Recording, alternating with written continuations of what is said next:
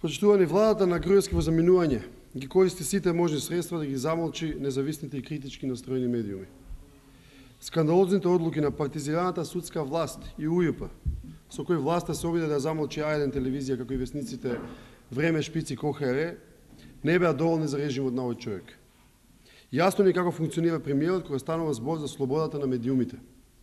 Или медиумот ќе биде под директна контрола на власта, или ќе биде подкупен, или ќе биде затворен. Три фази: контрола, подкуп, затварање.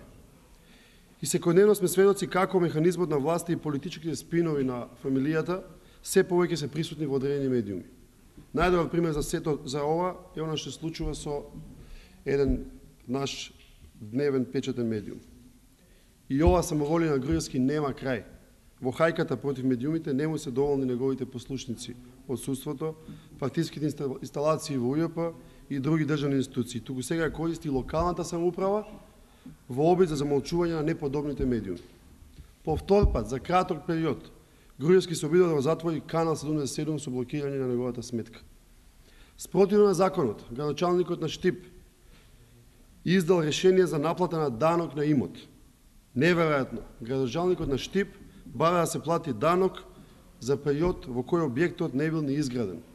Замислете, градоначалникот на ДПМН донесува решение за наплата на долг на објект во градба.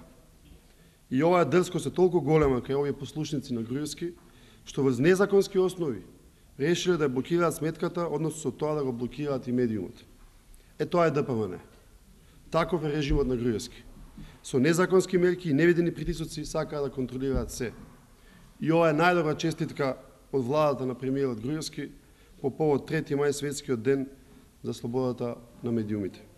Затоа и заради многу други причини граѓаните ќе ги казнат на 5. јуни.